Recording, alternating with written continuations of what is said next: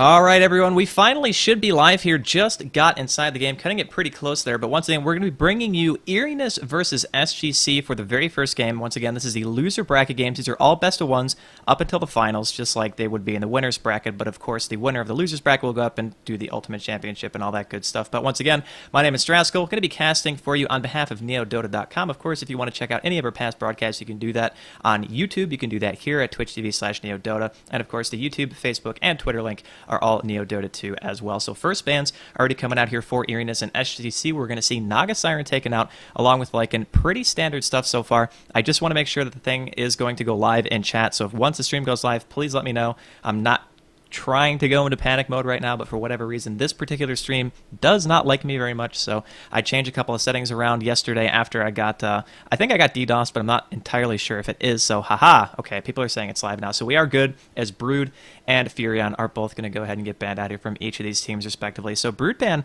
being prioritized pretty highly here, not something we usually see, at least in this early stages. I know yesterday MTW ended up picking up a Brood in the first 6. I think it was actually the third pick of the game, and it ended up completely ruining the lanes of Ublis, I think, who they were playing up against, and it was so difficult for them to deal with that. And of course, Brood is a very strong hero in her own right, but I don't know if it's really worthy of a ban. Now it's up to eEriness right now if they want to go ahead and ban out the Darkseer, as Chen is going to be the last ban out here for SGC, and I think that Darkseer would probably be the obvious choice because SGC, of course, having first pick, this forces eEriness to make some kind of a decision.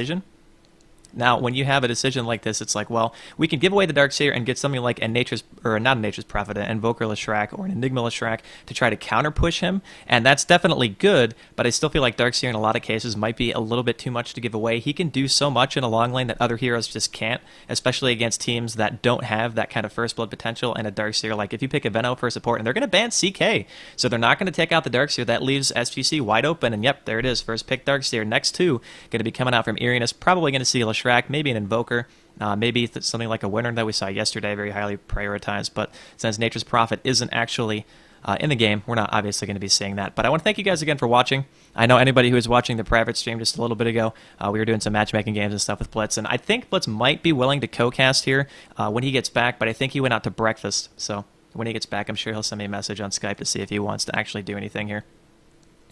Next two picks going to be coming out from eEriness here in just a couple of seconds, hopefully. They're going to eat a little bit into their bonus time here. And this is a tough situation. I think Leshrac is still pretty much second or first pick worthy in a lot of cases. The hero just adds so much damage potential, adds pushing power, is strong in essentially every lineup. You can lane him anywhere. He can support, he can mid. I mean, I haven't seen him long lane solo before, but I think that's one situation where you probably wouldn't see him too often. But they're really taking their time. They got about 1 minute and 10 seconds left to decide what they want to go for.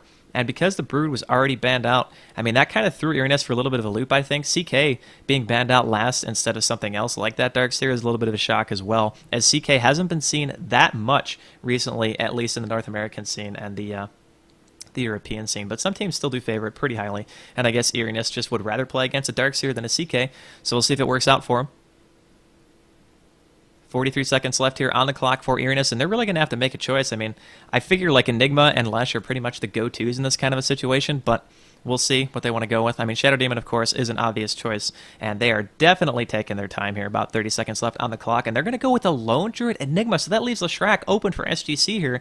I mean, Enigma is definitely a great pick, I think, but picking the Lone Druid this early, I don't really know if that was really the best idea, just because of the fact that there's still Shadow Demon in the pool. I mean, if you Shadow Demon Leshrac right now, you've taken a great support, you've taken another secondary or a mid laner, or you can take Invoker if you want as well. But as I said a couple of days ago, some teams just prioritize their picking styles differently. They want to get their #1 slot first and then pick up everything afterwards, and I guess that's what eEriness is going to go for, because Lone Druid obviously going to be prioritized in that farm. But for the moment, SGC going to have to pick up 2 more here. And this is a situation where it's like, do we want to go with the Leshrac just to add to our push potential, which I think that they will. I mean, there's no real reason not to. I would expect to see something like a VS probably banned out in the second ban phase after we see eEriness take their third hero. But these next two, it's going to take a little bit of time for SGC to decide what they're going to go with here.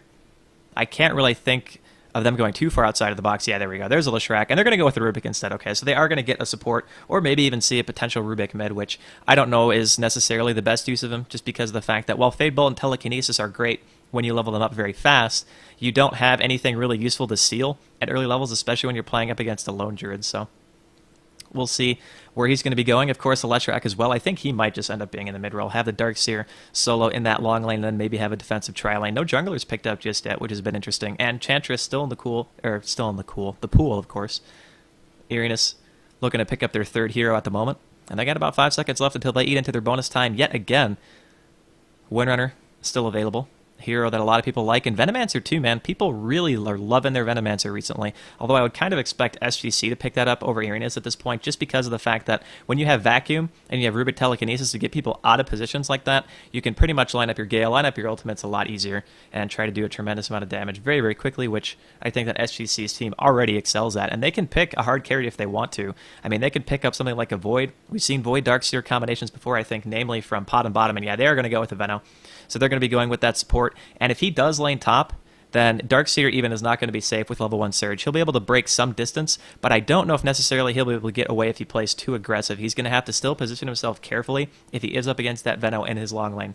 So we'll see whatever player decides to pick him up, how they're going to be doing that. Second ban phase rolling around here. First of the second bans going to SGC. Enigma, of course, still being in the pool. Windrunner is actually going to get banned out, but with Enigma on the Dire side, I expect to see maybe a VS ban here. Maybe even a Tide. Tide ban would probably make sense for either team at this point, as Morphling is actually going to be taken out as well, which does make sense because SGC does not have their hard carry role locked in just yet, if they're even going to be going for something like that, but we'll see. Last ban out here for SGC, then one more for eEriness, and then we'll go ahead and get into the game. Once again, guys, this is a best of one. This is a loser bracket, so whoever loses this goes home. There is no second chance after this. Both these teams have lost in the upper bracket so far, and now they're going to get knocked down here to see who can claw their way back up to go back into the winner's bracket and, of course, pass the loser bracket finals if they can manage to get there. Because we're going to have a total, I think, let's see, let me go ahead and just pull up the bracket right here. We're going to have eEriness versus SGC. MTW is already in round 2 of the losers bracket. They're going to face the winner of this game. Ubelist and Maggie's Farm is going to face off, I believe, right after this, and then the winner of that game is going to go ahead and faced Infuse. Then after that, we're going to have one more best of one between the winners of the round 2s, and then it'll go to the loser bracket finals, which is going to be a best of 3 to decide who goes back up for the championship match. So we're going to go ahead and see a Beastmaster band out here, and Beastmaster, I kind of get it.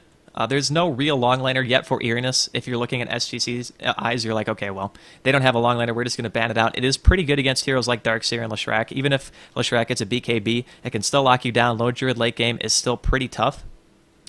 So at the moment, SGC not wanting to have to deal with that roar. But one more ban out, and then we're going to get to the last 2 heroes from each of these teams. 20 seconds left on the clock before they cut into their bonus time.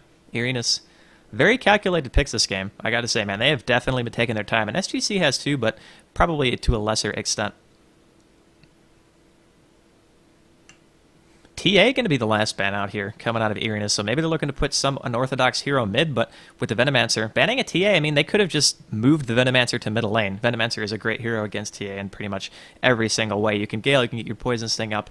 Refraction pretty much does nothing against that. The TA ban might be because they want to just pick an Invoker and send him mid, or a Queen of Pain or something like that, as Shadow Fiend is going to be taken up here by SGC as well, and of course, the first thing that comes to mind is Darkseer Vacuum plus Shadow Fiend Alt Leshrac equals massive ouch, but getting that off in quick succession is not really as easy as it looks like on paper, so we'll see if they can actually get away with it. Of course, Rubik Telekinesis stunts can help a bit too with Leshrac Split Earth, and that's a very, very scary combo. They're going to be protecting this Fiend pretty heavily, though. I don't think that he is probably going to be going mid. We could be seeing a potential tri-lane SF. I know that Infuse had actually done that, sent a tri-lane SF to the long lane, and ended up working out pretty darn well. It allowed him to get those souls early. He got the levels that he needed. Once you get to 7 or 8, you have your max raises, you get a quick BKB, then you're just as powerful as you need to be, as Tinker is actually going to make it into this game. We saw the other day, Tinker banned out in the second ban phase almost every single game, as Storm Spirit is going to be the last pick out here from SGC, so we're going to see probably a long lane Darkseer, and we might see a 2-2-1. I don't even know.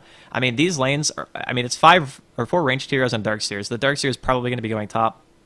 We're probably going to see something like a Rubik supporting the Fiend, maybe a tri-lane bottom still, with a Leshrac as well, and have the Storm mid. I guess that's pretty much the only thing that you can really do in this situation, but we'll see what eEriness is going to do to react to this. I mean, they have a lot of mid-game potential. Once Storm gets his Ball Lightning, he can initiate for his team. Darkseer can walk up, vacuum people, and Telekinesis stuns. Just a lot of burst damage coming out from SGC's lineup, and really, eEriness doesn't really have that. I mean, they have Venomancer, which is dot damage. They're going to go ahead and pick up a Lich here, which, in my opinion, is a little bit questionable. I'm not really sure what he's supposed to bring to the table. Chain Frost is great, but you have two heroes with high mobility. You have Surge on whoever's going to get Chain Frosted to walk the chain out of the fight. You have Storm, who can just ball out of it. And then BKBs are probably going to be picked up on the Leshrac and the Shadow Fiend. So that's a hero who definitely has a sort of usefulness timer in this game. Once he gets to that point, I don't know how useful he's going to be necessarily, but we'll go ahead and go over the players really quick. We're going to have Lone Druid played by Galtier. I don't know how to say it. Somebody in chat's going to correct me, I'm sure. R going to be playing on Venomancer. Merrick going to be playing Enigma. Frony playing on that Tinker, and then Electro going to be playing on that Lich. Then for SGC, we're going to have Ofak playing on Leshrac. We're going to have, I can't even read his name, Kranich. There we go. Going to be playing on that Storm Spirit. Pro Headshot going to be playing on Rubik. Tulix playing on Shadow Fiend. And then finally, Warlog playing on that Darkseer. And so Darkseer at the moment looks like he's heading towards bottom lane. Might even be going to the jungle. Venomancer and Enigma both sitting towards this bottom lane. Not sure if they're going to do the long lane Enigma. This is like really funky laning from both sides, to be totally honest. Electro's kind of sitting mid, but he is going to be supporting for sure. He does have those two wards in his inventory at the moment. Leshrac going for support, and Rubik going for support as well. So nothing really surprising coming out of SGC. Just the overall positioning of the heroes at the moment. Looks like they were checking for a level 1 Roche. They do have an Enigma and a Bear and a Venomancer for wards and stuff like that, so. Once again, guys, this is a best of 1. Whoever wins this game continues on in the tournament. Whoever loses is going home.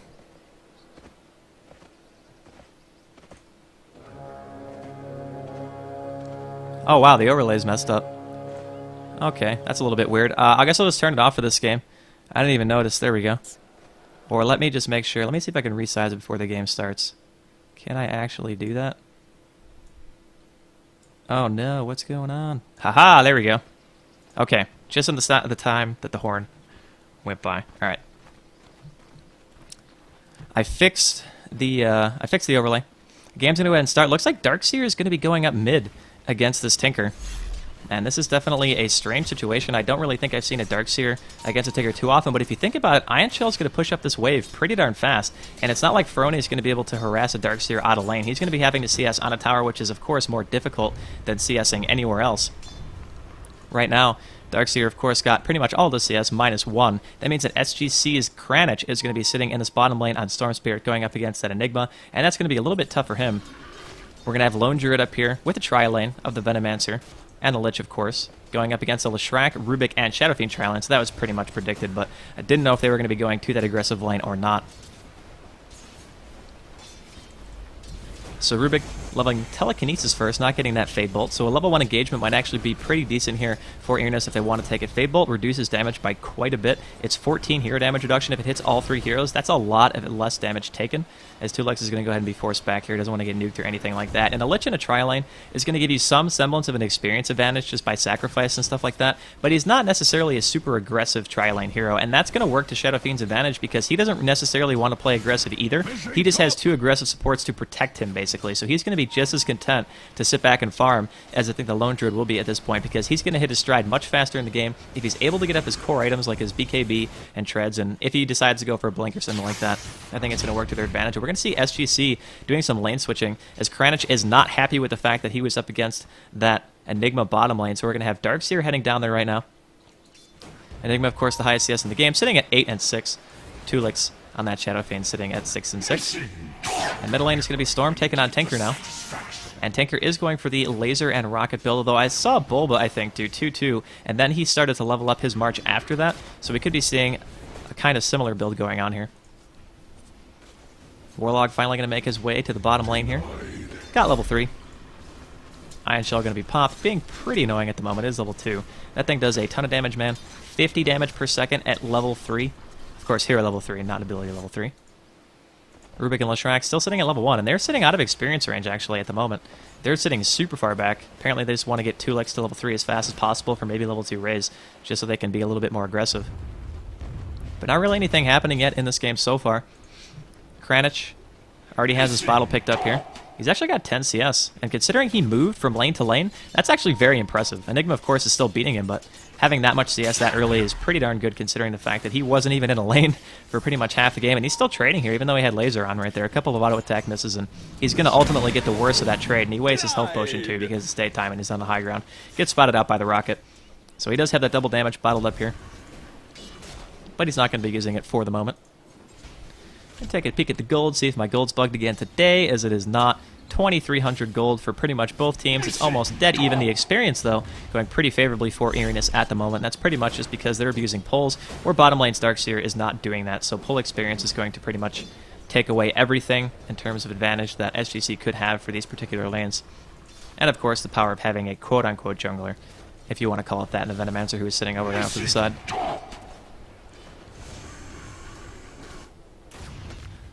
Frony is going 2-2 at the moment. We'll see if he wants to level March up after that. Top lane, though, nothing really happening just yet. Tulix does have level 3. He's got his Ring of Protection and his Circlet of Nobility. Not sure what boots he's going to be going for. Okay, he's just going to go ahead and make a Bassi. So he's going for a quick Aquila. He wants the Aura. He's actually going to turn it off. The bear gets resummoned there by the Lone Druid, not wanting to give it away. And there's just not a whole lot of anything going on at the moment. 4 minutes into the game, no one has really done anything except exchange pretty mean looks so far. SGC, though, of course, going to be pretty happy with that. Late game Storm is tough to deal with, man. His mobility is so high, and they have no real lockdown for him either. I mean, they have Black Hole and a Root, and that's it. Other than that, what are they really going to do against a late game Storm? I mean, they're the ones who kind of have to push the pace at least a little bit. And this Lone Druid's farm is not really that good at the moment. He's only 9-1. Shadow Fiend is 13-12. He has more Denies than this Lone Druid has CS. The Storm is sitting at the highest CS in the game, tied with the Enigma, 20-6, and the Enigma's 20-14. So the Enigma's still doing pretty well. But Warlock down here just doesn't even care, man. He's running right into the convergence. He's using his Ion Shell to go ahead and pick it off. And I just freaking missed First Blood. I know somebody called it, but Frony going to get the kill right there on middle lane on Kranich. I saw his corpse hitting the ground. I saw the health bar, and I was like, God, I missed it. But I saw his corpse falling, so I guess that's good enough for the moment. SGC, though, not going to be happy with that. Of course, Tinker getting First Blood puts him very much closer to his bots, and he's sending himself something right now in the chicken, but I'm not really sure what it is. 3 into the Electric Vortex here on Kranich. Pretty standard build. Bottom lane, Warlock still pushing away here. 3 ranks into the Ion Shell. Merrick gonna throw out a Malefice right there. He's eating some tower shots too. He's actually taking quite a bit of damage. Conversion's gonna get a couple of auto attacks off, but he does have 4 tangos, so he should be okay. And middle lane, Kranich being forced very far back by this Tinker. And Warlock's still kind of sitting around here. Needs to be careful. There is a Soul Ring here on Merrick, and he's a little bit on the edge. And top lane, oh man, we're going to see a little bit of an Edict popped here, doing some damage to the Venomancer. Looks like everyone's going to go ahead and back up to safety, though. No one really wanting to commit too much to this lane.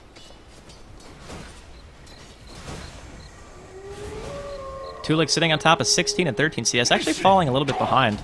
Hasn't really gotten too much in the last couple of minutes here. I can hear people calling missing bottom and missing top in the chat too. Not sure if you guys heard that, or the in-game sound, I guess I should say. And we're going to see a smoke up here. Leshrac and Rubik both making their way over to middle lane. Frony, level 7. He doesn't have any defensive wards at the moment. He's actually on the low ground, but lucky for him, he's going to be going towards the bottom rune spot, which does have a DD. So it's going to force these two to basically sit here if they want to try to commit to a gank, and I think they're just going to go ahead and choose to go back up to the top lane. I mean, if they sit here, the Storm isn't even there anymore. Kranich has basically just backed up at this point, so I don't really think these two, with Frony having a double damage, are going to want to commit to this fight. I mean, the support's looking at them right now. They're level 2 and level 2. And that's a level 7 Tinker. So they're going to have to wait for Kranich. He's going to have to engage with his Ball Lightning, I'm sure. He's going to go ahead and TP to the tower right now. Boots picked up here on Tinker, and he has his wand as well finished. Missing middle. And Kranich is kind of just sitting here.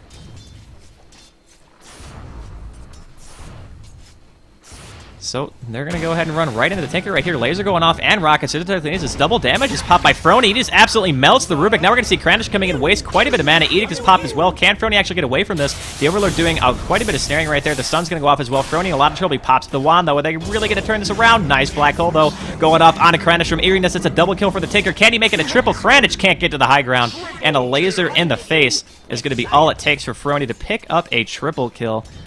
Unbelievable turnaround right there, choosing to engage onto a Tinker who is so over-leveled. It's like 5 levels behind. Dire's bottom tower is under attack. And that was an interesting choice. 0-4, Tinker, all 4 kills in the game. No assists just yet.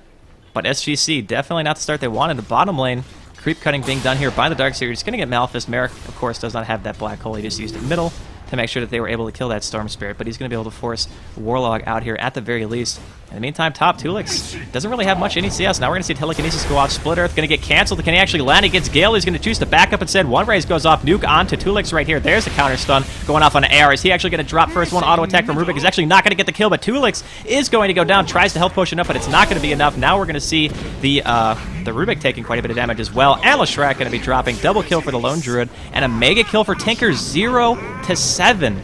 And eEriness is just all over the place. The Tinker coming up to the top lane, forcing every single death right there, basically in the tri lane. I mean, they lost 2 licks, they lost the Rubik and a Leshrac. That's their entire tri lane down. Warlog, in the meantime, bottom lane, trying to farm away, but, I mean, he does have 37 CS. He's the highest farmer in the game, but his tri lane right now, I mean, after that, I mean, your tri lane has lost. Their supports have used so much of their time trying to gank that middle lane. They gave him a triple kill, and then he got another kill when he came back top. So, this game, I don't even want to... Yeah, it's the gold graph already dipping over 2,000 in favor of eEriness. The experience, though, is the big deal, as it's almost 4,000 right now in their favor. So that's pretty ridiculous at this point. 9 minutes into the game, and you have that much of an experience lead. Tulix only sitting on level 4. His CS has not increased at all. The Lone Druid has actually doubled his CS because his supports left him. Shadow Fiend can't farm in a lane by himself against a tri-lane. There's just no way. So he basically has to sit super far back, play it as passive as he can. We've seen attempted gank here on bottom lane Tinker, being played by Frony once again, sitting there on the side of the river, but not going to choose to go on it. And, I mean, this is a situation where it's like, you committed so much to that, and you got absolutely nothing for it. You actually got punished, so... Warlog looking like he might get dove here. 3 heroes in the bottom lane, Electro, Frony, and Merrick. Kind of just wandering around the woods. Not sure who they're looking for. They might be looking for the Storm. Kranich going to be walking to the small camp. Oh, man, this could be a disaster. He's going to walk right up into Frony. We're going to see a laser go off. Oh, the ball lightning. Can he actually immune enough damage? He's trying to run away, and he should be able to get away for the moment. And he's going to go ahead and TP back to base, so he will escape the gank. Almost died instantaneously right there. Tulix is still level 4, man. This is so rough. I mean, the Lone Druid is level 6. 25 CS now on Tulix, so he's recovering a little bit. He does have a decent amount of souls now. Merrick, level 9, sitting on top of his max conversions. Max Malefice as well. Doesn't have any points into the Midnight Pulse just yet, but he'll be getting those shortly. Tread's finished here on Shadow Fiend. Take a look at the Lone Druid, who is sitting on boots. 900 gold. He has phase on his bear. Metamancer has boots of his own. We see a ping up top. Looks like they want to try to dive on this Lone Druid. It could be a little bit of a mistake, though. I'm sure that we're going to see some kind of TP reaction off to the side. We see Lich walking up from the high ground. He's going to run right into Kranich. There's the Electric Vortex and the Remnant going off as well. Electro is not level 6, and that's going to be a very dead Lich. Nothing you can do about that. Leshrac actually picks up the kill. See if we can get a first hit root here on the bear. Looks like it's not going to happen. Tulix choosing to wisely back out. Gale is going to barely clip Leshrac, though. He's going to be in some trouble. Split Earth only hits one. Here comes the rockets out from the back. Frony's in the fight as well. Edict is pop, but it's not going to be enough to save really anyone. Laser goes off onto Tulix as well. There's the Malefice. Nice 4-man vacuum, and the Black Hole goes off, hitting Warlog and Kranich both. Now Storm is going to ball back in on the Merrick very aggressively. Telekinesis goes off as well as Storm picks up the kill. Now Warlog getting rooted in place by the Bear, and the Bear's still backing up, man. Lycan, or Lone Druid, does not want to fight this at all. As the top tier 1 drops, or bottom tier 1 drops in favor of SGC, so they finally managed to get themselves on the board. They take out the Enigma, and they take out the Lich as well. Those are some very much needed kills. 51 CSO leader on the board here for Warlog. They're going to be applying some pressure to this tower. Laser going to be going off, doing quite a bit of damage. Rockets too. Is it actually going to kill him? Yes, it will. Try to flask it up between it, but it's not going to work as he drops there. So now it's going to be the tier 1 dropping. eEriness getting an extra couple of gold. Tinker already has his bots. It's 11, almost 12 minutes into the game. He's got his wand up. He's going to have a soul ring relatively soon, and Frony is pretty much just completely taken over this game. The ironic part is he has one of the lowest CS scores for anybody in the game who's supposed to be getting farm. He only has 24, but he has 6 kills and 2 assists, so he still has his bots pretty darn quick at this point. Lich hitting level 6. I mean, he has his Chain Frost. The supports in the tri-lane are out-leveling Tulix at the moment, and that is not a situation that you can have happen. Haste Rune bottled up here on Kranich. Electro walking his way back toward middle lane. Plague Ward farming being done here by R, and he does not have any mana left. That is a lot of Plague Wards, though. The Plague Ward army, level 3 Plague Wards, actually do a pretty reasonable amount of damage. Should be able to take out that stack with relative ease. Lone Druid doing some pulling of his own. And everyone seems to be playing passive for the moment. 2-9, though, again, guys, in their first game of the day. Once again, I did miss the first blood just barely. Like, I saw it, and I was, like, slow motion, like, opening my mouth to say no, but I saw the Storm hitting the ground, so that's good enough for me. Storm, in the meantime, actually level 8, going for the 1-3-3, 3 into Overload. Of course, once you get 3 ranks into your Vortex, you don't need any more than that. It pretty much ensures that your Remnant is going to hit pretty much every single time, as long as you get the pull off first. TP coming in here from Enigma. Merrick making his way to the fight. Frony, Soul Ring, throwing off a couple of rockets. And look at how much damage those rockets do, man. At this point in the game, level 4 Leshrac, only 500 HP. That's almost half his health.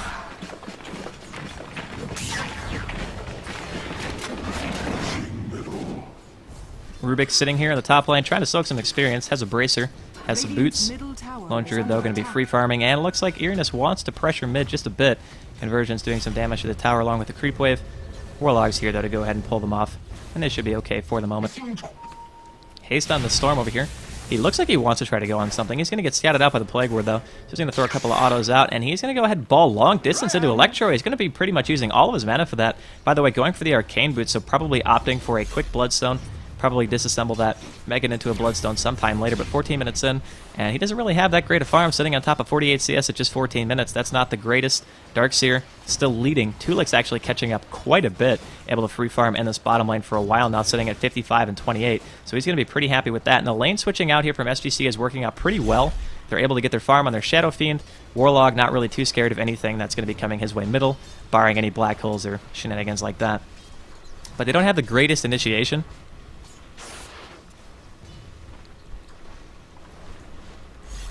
Merrick going to be backing up here.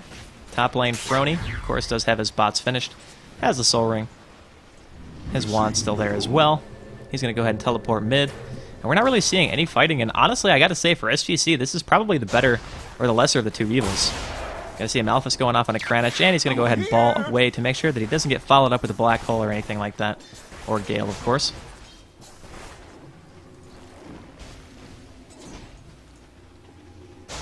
Three members of eEriness mid, soon to be 4, as Tinker's going to go ahead and teleport to that range creep. Rockets going off. Going to see a March of the Machines. TP reaction coming in from SGC. We'll see if they want to engage into this. They still are missing their Shadow Fiend. Shadow Fiend actually does have a TP if he wants to go, but Rubik, Leshrac, and Kranich all taking quite a bit of damage, and they're just grouping up as 5 right now. They want to push into this. They're going to abuse the fact that Tinker has fast bots, has a couple of ranks into his March now. Only 2, but that's still enough to pretty much ward off any aggression, or at the very least, any contention for this tower. And they're going to get it for free. Venomancer picks up the last hit. Shadow Fiend, in the meantime, still bottom lane picking up his Ogre Club, going for that very, very fast BKB. And the rest of eEriness is going to go ahead and walk over to the Roche Pit. We'll see if they're going to do it. I think it's a little bit of a risk at this point. Or they might just be going bottom to try to push the tier 1. Yeah, they're not going to do Roche. They're just going to go ahead and try to push the tier 1 bottom. And that's definitely interesting, because if you look at the creep kills right now, SGC is definitely ahead. I mean, Shadow Fiend and Darkseer are 2 of the fastest farmers in the game if you just leave them alone. And since Tulix has had time to recover, he's actually second place now, only about 9 CS behind the first place, which is still going to be that Darkseer. And you look at the net worth, I mean, Tinker is still the highest, but Shadow Fiend is now actually in second place with that Darkseer as well. So once it gets up his BKB, they're going to try to do some kind of team fighting. My mouse just totally freaked out there. Sorry, guys. Tier 1 bottom going to be pressured here by eEriness. Not going to see any TP reaction coming out just yet. Go ahead and pop the creep score back open. And another tower going to Venomancer, so he's going to be pretty happy with that. He's going to be pretty darn rich. Sitting on top of 2 smokes. SGC looking to counter push the tier 1 middle. And top lane being pressured as well by Leshrac and Darkseer. First TP is going to be out from Frony. He's going to start throwing out some rockets, but it's not going to be enough to really stop anyone. As 2 legs from SGC picks up that last hit on the tier 1 middle lane. eEriness continuing to push, though. They still have 4 heroes down here. Frony can make his way down here if he wants to as well. Tier 2 now under siege. No defense coming out just yet from SGC, as the top tier tower does eventually fall to Leshrac with that level 3 edict popped. Picking up his Bracer, probably going to be going for something like a drum, as the tier 2 bottom also drops. So this is like a game of, we don't want to fight you, we're just going to go ahead and push all your towers and see what happens.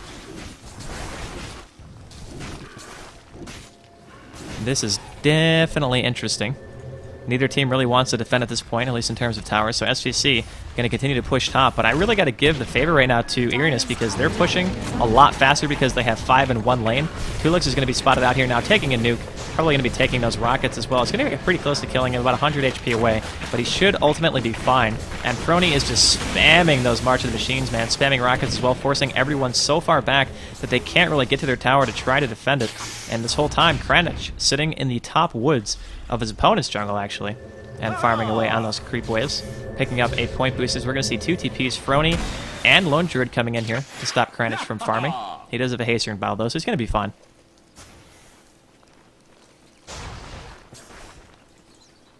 Venomancer, level 6 now. He did opt to go for his ultimate. Some people choose to go for the 2 levels of Gale instead of ultimate. I think that going for ultimate is pretty much the only way to go, as he does pick up his drums.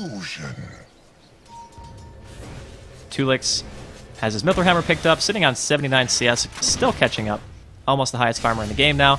And it's only 18 minutes in, and honestly, he's going to reach 100 before 20. That's still pretty reasonable farm. He'll be happy with that. Being able to get his BKB before 20 minutes is definitely kind of a starting point that you want for a Shadow Fiend. And here comes SGC. Kranich coming in on that Storm Spirit. He gets stunned, though, and Black Hold instantly. Can't even get the pull off, and Kranich is going to drop. A little bit over-aggressive right there from the Storm Spirit. Couldn't get any abilities off before he eventually just crumbles to the ground inside of Merrick's Black Hole. That was unfortunate. Mech, by the way, finished here on Darkseer. He's going to be pushing out this bottom lane. Warlock and chilling himself and doing what he can, trying to push up towards the tier 2. The rest of eEriness, though, coming down middle lane. Kranich going to be up in about 10 seconds. That Storm Spirit level 10. 2 ranks in the Remnant now. Rockets stolen by Rubik. That's going to be pretty annoying, although he can't refresh them. Drum picked up on Rubik as well, by the way. So it looks like both of these teams very much favoring the drum build. Venomancer picking them up for eEriness, and then SGC picking them up for the Rubik. Middle tower is under attack. Blink Dagger finished on Frony, so he's going all aggression, man. He does not want to give anybody a chance to move or anything like that. Or Brady just wants to rocket spam, march spam, throw some lasers at you, push your lanes down as fast as possible, and they're doing a pretty good job. See if Lone Druid's actually going to resummon his bear before. Yep, there we go. Didn't let it die. The rest of SGC, though, coming up with a 3-man smoke. Kranich knows there's no black hole this time because he had a solo black hole the last time he tried to initiate. We'll see if they can actually go on it. Tier 2 is going to drop. Here, the rockets going off here from the side. Those are actually Rubik rockets, and now Kranich is going to go right onto Merrick right here, going right in with the electric pole. And Tinker is actually going to kill on the backside on Tulix. So it can be telekinesis onto Merrick. Darkseer Wall's dropped as well. Chain Cross coming in, bouncing between Kranich and the Leshrac for the second. Warlock's going to get hit as well on the backside. Looks like 2 already down. Leshrac falls as well to the Lone Druid. Frony going to TP back into the Baron. I do not think that Pro Headshot is going to be making it back to base, as he's going to get lasered and rocketed down, as Kranich is very low on mana and not able to quite do anything for his team. And I mean, Merrick is the only one who died right there from eEriness. 4 down here from SGC. That team fight was just a complete disaster, basically. It's 3-14 at this point in time. Take a look at the gold. I mean, it's still only about 2,500 ahead, which is honestly pretty darn impressive considering the way team fights are going. And in terms of experience, it's about 2,000, probably going to be spiking quite a bit closer to 4 after that team engagement. The tier 2 top also dropped in favor of eEriness. Now they're going to be pushing on this tier 2 middle lane. And I don't really know what their plan was with that teamfight initiation, but you go on to an Enigma who's that tanky, I mean 1100 HP and a mech. I mean, even Tinker would have been a better target, only has 900 health. A Lich, of course, had Chain Frost for that. He was sitting very far back, and just the overall targeting right now of SGC seems a little bit strange. They're prioritizing heroes who don't have their ultimates, and that's typically not something that you would do. You would just go for, you know, whoever poses the biggest threat, which at this point, when the ultimate is down right now from Enigma, it's probably going to be either Lich's ultimate or it's going to be Tinker. So between those two heroes, I think those probably would have been the better targets to choose, but SGC going for the Enigma and ultimately paying for it. I mean, they did kill him, so I guess mission accomplished, but at what cost? Sorry, I just had to throw that one in there. I know the chat will appreciate that.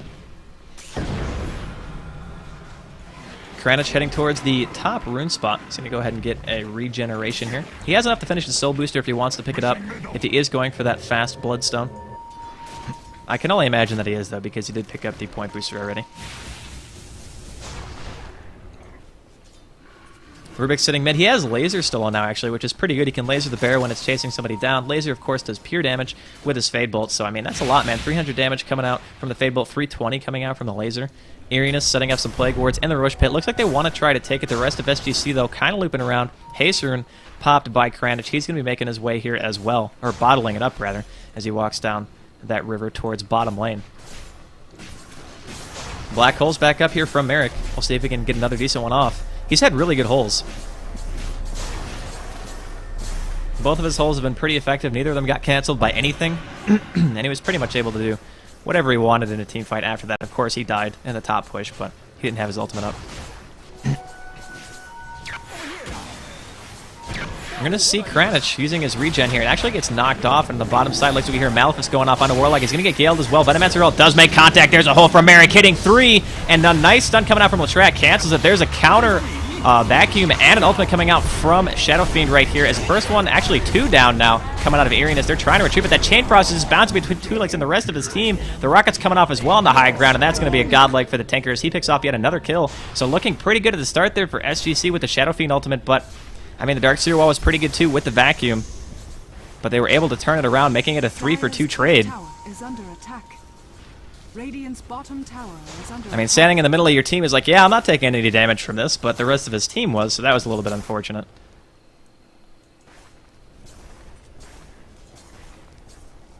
R sitting in middle lane, level 8, just hit level 9. Max rank of those Plague Wards. Frony blinking his way aggressively into this top lane, using the March of the Machines to push it out.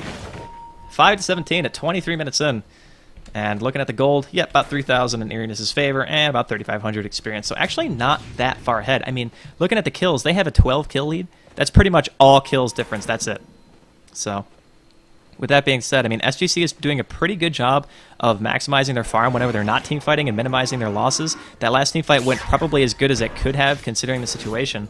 Unfortunately, not quite enough to get Tulix out of trouble there. He did pop the BKB, not prematurely or anything, but it ended up wearing off, and the Rockets came out just in time to end up getting a kill. Gonna see another smoke up here on SGC. Making their way towards top lane. Looks like they want to try to pick off Frony, but he's going to be long gone by that time. Kranich picking up his Vitality Booster, so getting ever closer to his Bloodstone.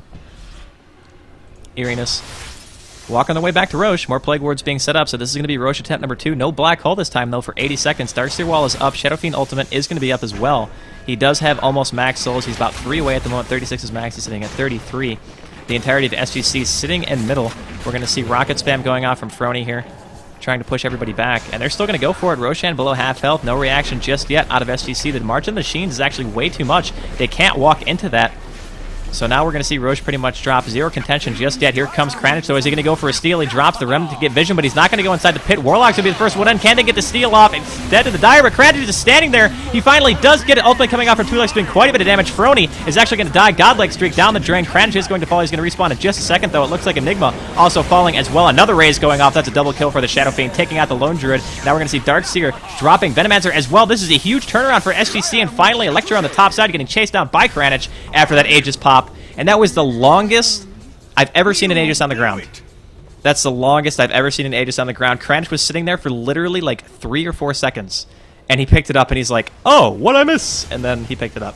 Jeez. I can't believe that. I cannot believe that just happened. 5 for absolutely nothing right there. Dire's middle tower is under attack. SGC looking to push this tier 2. Dire's structures are fortified. Oh man, that was a big turnaround. I mean, that was a nice remnant too. It gave him vision of the pit. Allowed him to go in there at the perfect time, and Warlock went into there pretty manly as well. He got Maleficus out, which is probably why Kranich was able to pick up the Aegis in the first place.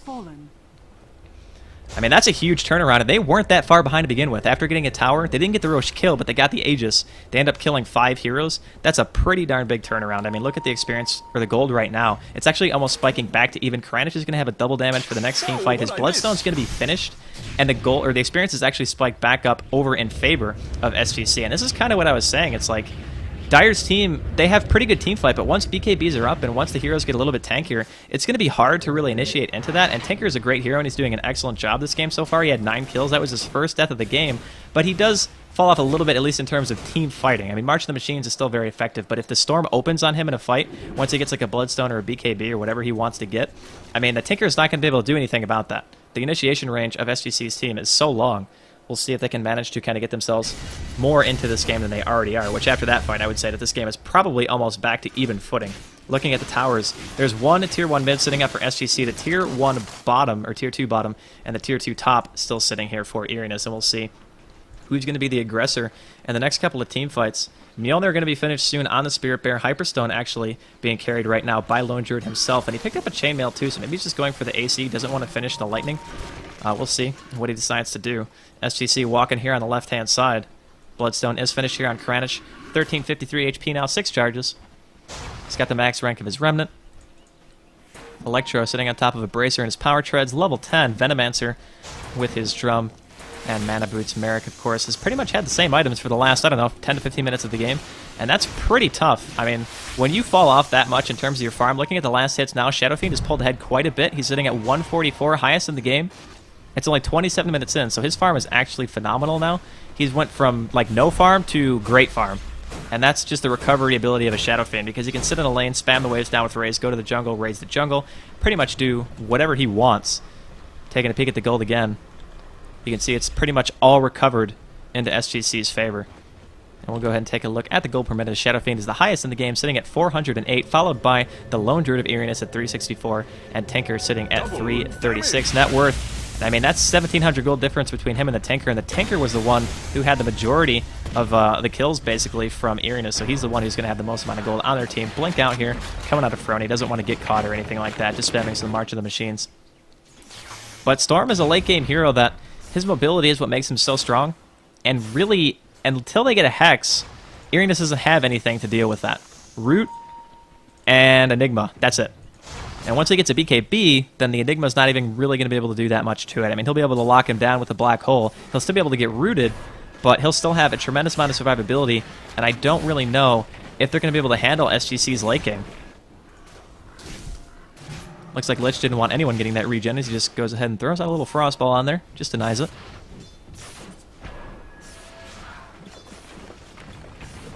Kranich still farming away here in his opponent's jungle.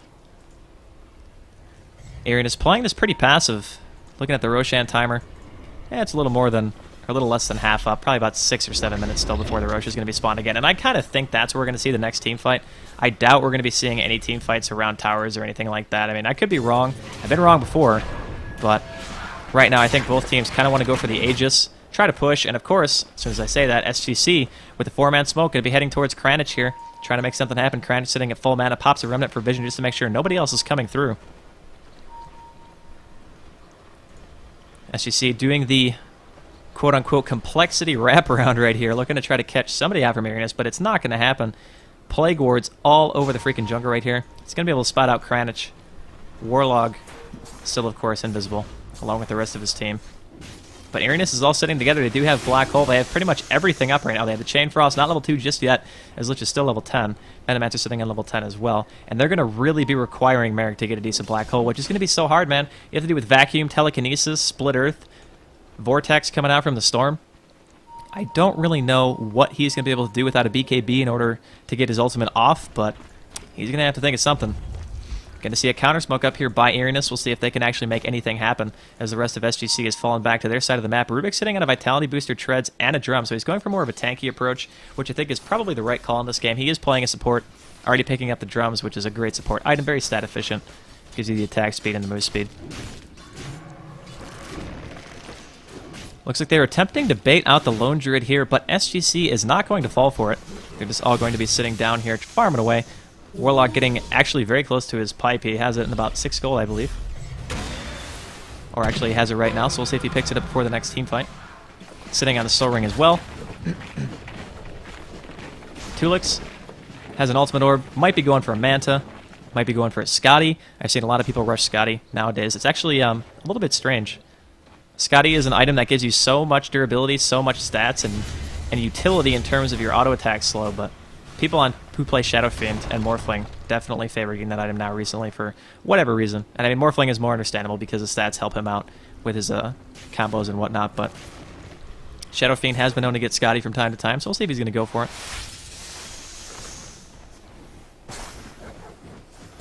Venomancer sitting on a hood of his own. I mean, this is some pretty farm supports, I gotta say. It is 32 minutes in, but these supports have a lot of money. Drums and a full hood on a Veno at level 10 at just 32 minutes. I mean, that's pretty good. Lich, probably the one who's the poorest in terms of the supports on pretty much the entire map. Leshrac even has one more Bracer on him, so Well, let's compare. Let's see. One bracer and a wand at 15 charges and treads compared to 2 bracers, no wand at all, and 500 gold and 900 gold on Lich. Actually, the Lich is a little bit ahead. So Leshrac is actually going to be the one hurting the most for farm in this game in terms of the supports.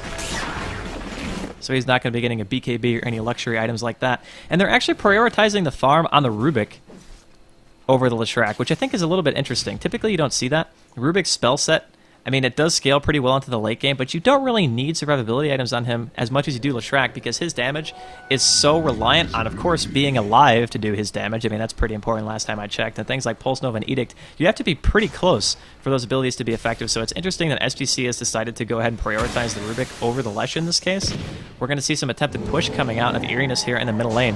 And this could be just trying to set up the Roche. Right now they're going to be doing some damage to the mid tower, but if you look at the Roche timer, it's up in about 3 minutes. So they're going to be pushing down this middle lane. We'll see if we're going to have any reaction out of SGC. It looks like they're just content to let it fall. So there's a free tower kill for the Lone Druid. He's going to be making his way back towards his base. He does pick up the AC in the meantime. Not going for the quick meal there. Picked up the Maelstrom, but not going to be getting the Hyperstone in addition to that. Tread's now finished on the Storm Spirit, sitting on level 15. He has all his spells maxed out aside from his Lightning Ball, which he will have once he gets level 16. 192 CS for Tulix at the moment, and he does go for a Scotty, so it's seen pretty often nowadays. I mean, look at how much health he has with just a Scotty and a BKB and Treads. 2100 HP, man. That's a pretty tanky little Shadow Fiend right there. And he still hits very, very hard because of his passive. So this particular game, I think that Scotty's probably the right call. He doesn't necessarily need a massive amount of damage. He still has raises. He still hits for over 200. He has a minus armor or a minus 5 from Presence of the Dark Lord. So all that stuff is very, very helpful. And just being able to survive in team fights, get your ultimate off in a good situation, I think is more important to him. Pipe almost finished here on this Venomancer. Frony, of course, finishing up his Scythe of Ice, as we saw a couple of seconds ago. So now they have that Blink Hex initiation, which is going to be really important. If they can catch somebody out like the Shadow Fiend or Kranich, that's going to be huge. Being able to pick them off in a team fight before they get their arsenal of skills off is so, so important. I mean, pretty much catching anyone is important, but those two heroes especially, at the moment, pose kind of a big threat. And I think Darkseer does in his own right as well. He does have a level 3 wall now, too, on top of a pipe, so yeah. Pretty much anyone they can catch at this point is going to be a big deal. 10-17, though, at 34 minutes, almost 35. But the first game of the day, guys, once again, this is for WCG loser brackets, or SCE, whatever you want to call it. It's pretty much the same thing at this point. Hosted in Cologne, Germany at Gamescom. Once again, my name is Draskyl, bringing you NEODota.com presentation. On our behalf, I would like to thank you guys for watching, of course, and being here with us this early, and it is before 3 o'clock in the morning. It's actually 2:46 right now, my time, and I have not slept just yet, but I will not sleep. I will remain vigilant to bring you guys the rest of these games as eEriness is going to start pushing down this middle lane. Rocket spam going off here from the Rubik and the Tinker both. It looks like Rubik's like, you want to throw rocket spam? I can do that too. No problem.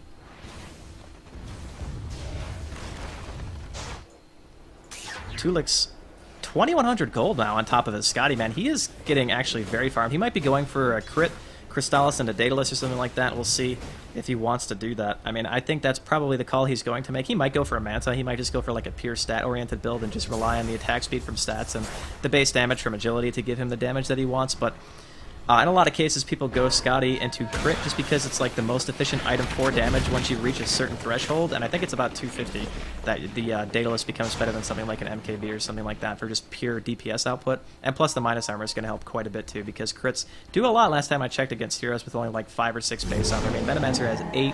The Lone Druid, of course, has like a million because he's Lone Druid, and he has an AC, so he's got, what, 37? They're going to have Lich armor as well, so that's going to be another +3. It's only level 1 at the moment. March of the Machines going off, and Tulix is just content to farm on his opponent's jungle. Man, he's like, you know what, you guys want to sit there and waste your time? I'm going to be as efficient as I can. Continue to farm on your side of the map. We'll take another look at the gold. It's actually dead even at this point. I don't know how this game has actually turned around so much. The experience pretty favorable right now for SGC, looking at about 5,000, closer to 7,500 in their favor. Tulix finally deciding to TP back to his base, getting closer to 2,800 now. Well, closer to 3K, I guess you could say, if you went around like that. Gold saved up. Merrick and Electro both making their way back to their side of the map. Not going to get caught out or anything like that by the storm. Double damage room being pinged in the bottom lane. Looks like Tulix is going to go for it. He doesn't have a bottle, though. Roshan is spawned in the meantime. Going to see a Sentry Ward dropped here. They look like they are going to be trying to set up for a Roche attempt here. No vision at all coming out from eEriness. They're going to spot that Roshan hasn't even been damaged, so there's no way that they were trying to do it beforehand. So they know now that there is no way that eEriness is going for it beforehand. Now they're going to go ahead and walk into the pit, double damage on this Fiend, but he is getting chain bash. He needs somebody in that pit to tank for him. He doesn't have lifesteal or anything like that, which might be another option that he could feasibly go for in the future. If he wants to go total hard carry, he'd probably go like Butterfly, Satanic, something like that, because Scotty does not count as an orb on ranged heroes, so you can actually get them both, which is a pretty potent combination, then maybe finish it off with a crit. But that's like a super late game build. He probably won't have that for quite a while. Going to see a smoke up here by eEriness, and they're actually going to go ahead and wrap around. Are they going to go in from behind? I mean, that would be a pretty sick move. If they come in from right here, and it looks like they are, eEriness going to be walking right into Tulix. He has the BKB. This is going to be reaction-based. He's getting a Hex Stop before he can pop the BKB. Now we're going to see rockets go off and a laser, but you're going to see counter-initiation from Kranich, and a nice Black Hole coming out right here. BKB is popped too by Merrick. He's going to telekinesis in there. Actually, no BKB at him, and there's the turnaround with the ultimate coming out from Shadow Fiend. That's going to be a double kill instantly as Enigma and Lone Druid both drop. The rest of eEriness on the run. I thought it said the BKB on Merrick, but it was actually on Tulix. Now he's chasing down with the Scotty, and that's going to be 5 down instantly. SGC takes out the entirety of eEriness in seconds, and they try to initiate on Tulix there. Pay for it. He's just a little bit too tanky at this point, and the ultimate coming out from Shadow Fiend, level 3 Requiem after a vacuum, and everyone being clumped up on top of the Black Hole that Merrick threw out. That was just so much freaking damage.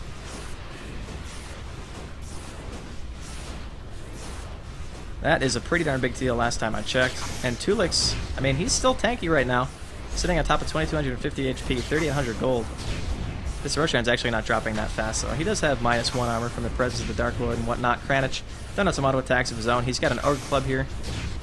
And he's got the Bloodstone as well. And Tulix gonna walk home with an Aegis. 4,000 gold saved up.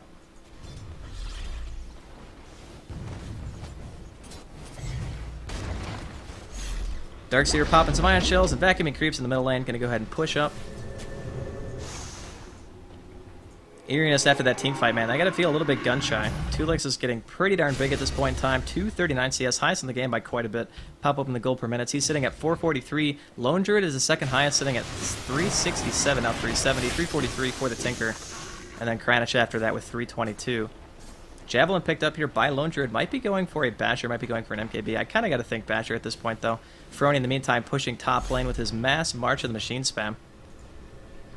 Leshrac walking around here with 3 bracers. Apparently he doesn't like any item but bracers at this point. He wants that mass +6 strength, which of course is pretty stat efficient if you think of it that way. I think they're 535 apiece, so that's not too bad. And this is kind of what I was saying during the drafting phase. It's like as the game goes on, it's going to become increasingly difficult for eEriness to win team fights. I mean, there's just so much AoE potential coming out of SGC. The Rubik's still the Black Hole in the last team fight. Of course, there wasn't much time to talk about that because the entirety of eEriness was dead at that point, so I mean, there's just a lot of damage output. They tried to do everything they could. Opening on Tulix was probably one of the best things they could have done, but unfortunately the counter initiation from Kranich, he stopped Frony from rearming and hexing again, which means that Merrick was forced to Black Hole straight away. Then of course the steal, and it was not a good thing. Shadow Fiend sitting on top of his Crystallis now, and I think he picked up a recipe, or not. Never mind, he didn't pick up the recipe, so he bought bots instead. He sold his treads, bought bots, bought a Crystallis, so now he's sitting on top of 1,100 gold with his Aegis here. We could be seeing a potential good game push coming out of SGC. It's been a 41-minute game. It really doesn't feel like that because there's been a lot of back and forth, at least standoffs and stuff like that. Not necessarily kills happening because he's only been 32, but overall, very kind of action-packed game considering that there haven't been that many kills. It sounds kind of backwards to say, but I really haven't felt like it's been that long. Some games you just have the sense where you've been sitting there for like 20 minutes and it feels like an hour. This is definitely not one of those games.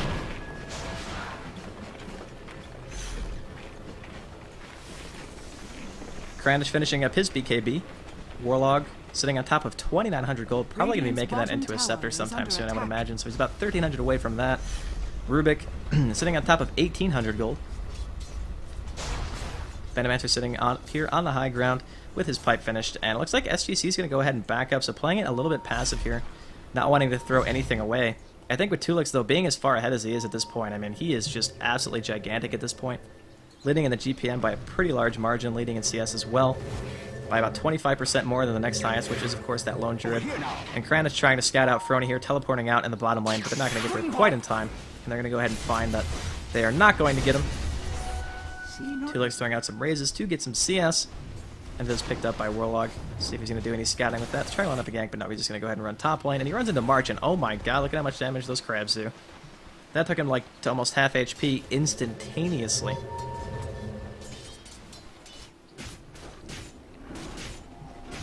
Merrick has a Blink Dagger now finished, of course. We saw that during the last team fight. Allowed him to get a pretty decent black hole off. Unfortunately, Rubik was in a perfect position to telekinesis him out.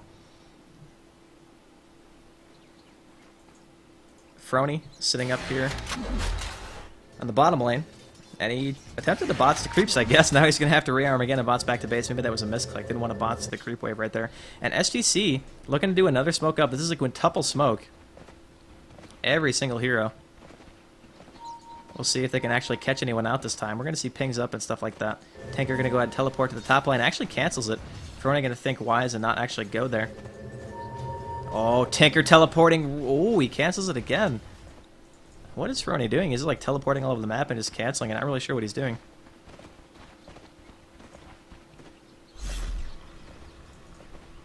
Tulix walking towards bottom lane to probably farm some creeps because the smoke is going to be off here any second. And he is getting close to his data list. He's got 1,800 gold saved up, so he's about 1,600. Or not 1,600, excuse me, 600 away from his Demon Edge. And then, of course, the recipes are at 1,250, so he'll have it pretty soon. And once he gets that, I don't really know if they can do anything about it. If he's able to get his BKB off, even if he doesn't, he has that Aegis. He can just pop the BKB again after he resurrects and just do any damage that he wants to because all the spells are pretty much going to be down. They almost have to burn Black Hole for him at this point just to kill him once, and they're going to have to do it twice. So we'll see if this Lone Druid can actually bring enough carry potential to the table to stop the Shadow Fiend, but I don't know if it's going to work, man. He is just so beefy at this point. Tulix going to go ahead and right-click the tower down. Actually ends up dropping to the Radiant, but that's still extra gold. 15 to 17 still at the 44-minute mark. Checking the overall gold, we can see SGC finally pulling ahead by a pretty sizable margin, sitting at 4,000 ahead of the other team, and the experience is really the big deal again. SGC 14,000 experience ahead of their opponents right now. Haystern spawning bottom lane. I'm sure Warlock's going to go ahead and pick that up as he's going to surge to it. Oh, did he not see it? He's actually going to be running back to his base, so that gives time for eEriness to potentially bottle up. If he has him with the bottle, I think it's just the Tinker who had one. Yeah, he does have his bottle still, but when they spot it out, I'm sure they'll try to give it to him. Kranich 1,400 gold. On top of that, BKB and Bloodstone. Probably going to be going for a Hex after that. Lich picks up the haste, actually. Roshan going to be up here in a little bit under 5 minutes. Might be seeing yet again another Roche fight here from both of these two teams in this game. And Tulix does hit pretty darn hard, even with just a Crystallis. I mean, he hits for 500, 600 damage on a crit. Once he gets that Daedalus up, it's going to be pretty scary to deal with him. eEriness walking up to this top lane, wanting to take out Tulix, but the rest of SGC is right behind him, so if they want to go in, they're going to have to really coordinate themselves fairly well. Frony TPing into the top lane. Rocket spam going to be going off, one hitting Tulix, the other one hitting Kranich in the back. March of the Machine's going off as well. And Tulix throwing out some autos onto the tower. He will get the tower killed, running right into the March, by the way. Just doesn't even care, throwing out some raises as well. He does take a lot of residual damage from that. Has enough to finish his crit if he wants to. He can get lifesteal, maybe sell his Aquila. Daedalus recipe is picked up. He's going to go ahead and put that on the chicken. We'll see if he's going to go for more attack speed and like a butterfly if he wants lifesteal, or what his last item is going to be. He can even make a Mad Time. I mean, it's not really bad considering the build that he's going. Pretty slow-paced game now. Things have kind of slowed down in the last, I guess, 5 to 10 minutes or so. I said around like 40 minutes, and it was a pretty action-packed game. Not necessarily a lot of kills, but a lot of moving around, a lot of trying to get a better advantage or position on the other team. But now it's pretty much just turned into like a farm fest. Both teams trying to not give anything away, of course. Tulix, though, getting to a point where I don't think they're going to be able to stop him. He does pick up his Daedalus, hitting for over 300 damage right now. And, of course, that 25% chance to crit for 250% of his damage. That's a pretty big crit last time I checked. He's going to be farming Ancients up here. He almost has enough for his Helm of the Dominator if that's a build that he's going to be going for. He's about 500 away at this point. Illusion Rune bottom lane. Electro has the 2 ult. Actually almost level 12. This bear still has not finished his Basher. I'm not sure if he's going for an MKB or if he is going for a Basher. Maybe he expected the Shadow Fiend to go for a Butterfly or something like that. But no Butterfly picked up, of course, on that Shadow Fiend just yet, so if he is going for an MKB, he's going to have it pretty darn soon. He's actually about 800 away. 2,200 now saved up on Storm. Not sure what he's going to be going for next. Tulix sitting at 1,400. And pretty much not a whole lot happening at this point. Ogre Club now on Enigma, so he's going to be going for a BKB. Maybe he should have gotten that before he got the Blink Dagger, just because of the fact that it's so important for the Enigma to be in a good position if he doesn't have that. And the one time where you blink in a black hole and don't get everyone that you want, we see a teamfight happen like we saw in SGC's jungle, where, I mean, SGC just completely ran all over eEriness.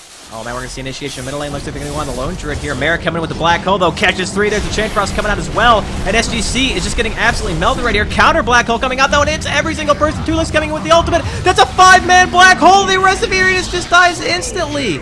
And Tinker buys back into the game. Lone Druid buys back into the game. Excellent counter black hole coming out from Pro. And good God, man, the stolen black holes this game are just epic. That is probably going to be a middle Rax. Oh my goodness, that reaction. Tulix just auto-attacking this tower down. Does not care at all. Has the Aegis up still. Dire's structures are fortified. Oh my God, that Rubik's positioning has been pretty much immaculate this entire game. And they just wombo comboed all over eEriness. And that is like the worst thing that could have happened. Hex going off on Tulix, by the way. He will probably lose his Aegis right here. Vacuum will be going off as well. Tulix taking some right clicks here from the Lone Druid. Telekinesis is going to go off. Tulix going to be spawning here in just a second. He does not have a BKB for this respawn. We're going to see a TP coming in. There's another Hex coming out from Frony. Gale does go off. Kranich is coming back in, though. Gets the pull off onto Frony. Is he going to turn around and go on? He's actually auto-attacking on the Venomancer. Can Tulix actually get him down? Nice 4-man vacuum going out. That's going to be a monster kill for Tulix. He's throwing out some autos now onto the Lone Druid, as the Bear is a target this time of the Telekinesis, and the rest of SGC is going to go ahead and back up. They're not going to push their luck. Roshan is actually spawned just as Tulix died right there, so very nice timing. That is a cheese Rosh, by the way. But because everyone from SGC has to back, we could see potential Rosh coming out of eEriness, and I'm not sure if SGC can get there fast enough to contest this.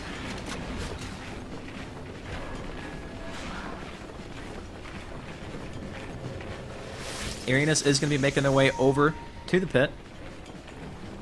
And Enigma not having a BKB is hurting him so much in this game, man. That's the second time the BKB, or not BKB, has pretty much lost them a team fight. They had a beautiful black hole, and his positioning was great. And then it's like, oh, the Rubik's here, and he stole my black hole. What do I do now?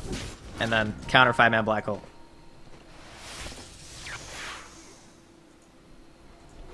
SGC was actually able to get over to the pit in time. Remnant going to be scouting out on the high ground. Tulix making his way back down here. He does have the Helm of the Dominator now. Actually, he sold his TP for it. He does have those bots, so now he can get rid of his Aquila if he wants the Aegis. We're going to see eEriness kind of looping around, though. Merrick does not have Black Hole. Of course, last time he used Black Hole, it didn't end up working out too well for them.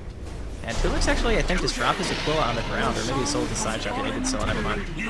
Tulix going to pick up another Aegis. The rest of eEriness going to fall back. Kranich wants to go in, though. He's going to go onto this Lone Druid. Can he actually catch him? There's the Electric Vortex coming out. Not going to see Root just yet. Nice 3-man back. He catches the Bear as well. Wall's going to go down. Not really replicating much of anything except for the Lone Druid. Counter ult coming out there from Rubik. Steals Venomancer's ultimate. Now we're going to see Lone Druid taking a lot of damage. Scotty slow just a little bit too much. And Darkseer is going to pick up that kill. eEriness now in a lot of trouble. Their main carry is down. Merrick still does not have Black Hole. The melee Rax middle lane is going to be in a lot of trouble, but Tulix actually going to TP back because of backdoor protection and push the wave up this way.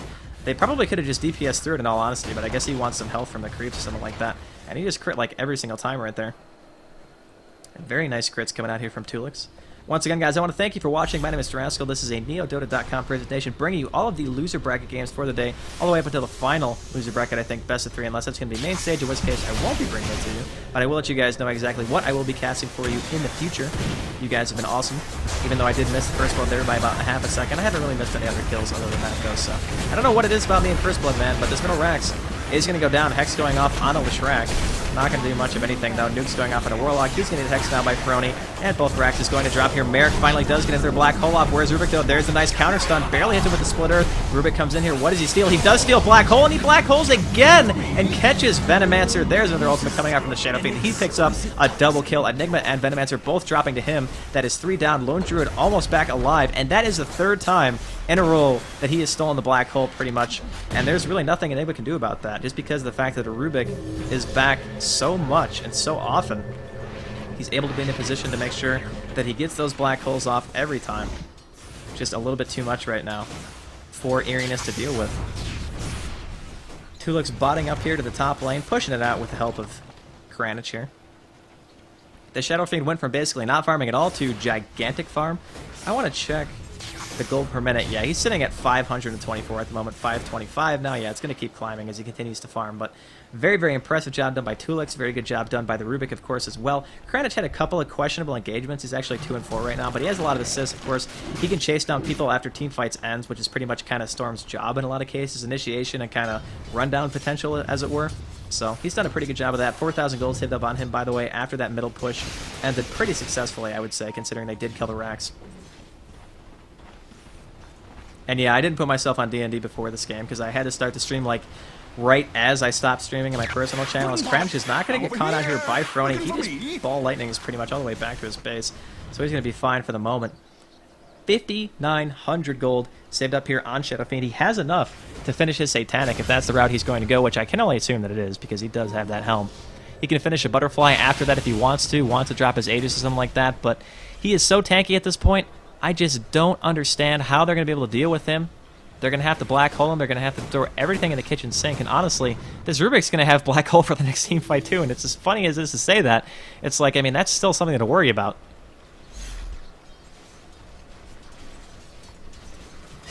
Tulix still pushing up the wave here. Bottom lane with Warlog, who went for a heart, by the way. Not opting to go for a scepter or anything like that. Frony still pushing up this top lane. He's sitting on top of a Lincoln Sphere now with his Hex. So going for Lincolns, maybe to not get anything stolen, I guess, from the Tinker, but that's pretty much it. Of course, it stops Storm initiation as well. He can't get pulled or anything like that. That's probably what he bought it for the Electric Vortex, so that way Storm can't go on him in a team fight. It blocks Telekinesis too in the Fable if he's a first-person targeted, but other than that, I mean, this is a pretty good turnaround, honestly, by SGC. They did an excellent job of coming back from the early game. At one point, wasn't it like 5-17 or something like that? And eEriness just had like this insane map presence that it really didn't feel like SGC could do anything about. And then stolen black hole, stolen black hole, stolen black hole, and they were just winning the game by a large margin. That's kind of been what happened. Looks like TP cancel right there. Or not cancel, but the creep died from the Tinker. Merrick wanted to go on that, but he's going to go ahead and decide not to. And this Tulix doesn't even care, man. He's like, you know what? Come at me, man. You want to go for me right now? Just go ahead. It doesn't even matter. You can come at me. I'll probably just kill all three anyway. He does have a BKB. Lich is sitting off here to the side with level 2 ultimate. Cohen's going to come in, though. He does have a blink and a hex, and he's going to catch out Tulix. He's going to actually fail his rocket, though. Laser's going to go off. Tulix going to abuse Fog right there. The rest of SGC is coming back, and Tulix is probably just going to continue to walk down here. Frony going to go ahead and TP back to the base, and Lich, or Venomancer, actually not going to get caught out. Takes 300 damage from that lightning ball, but not going to get caught out by the pole or anything like that.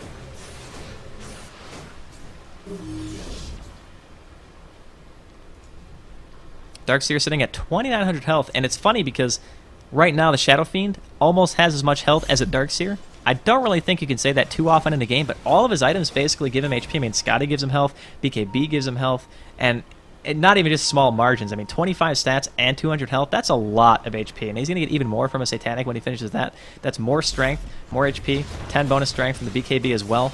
He's level 24, one more rank into his stats, he's going to gain even more HP when he levels up again, and he's going to have that lifesteal click effect on top of what he already has. So he's going to lifesteal basically back up to full in like 2 or 3 hits.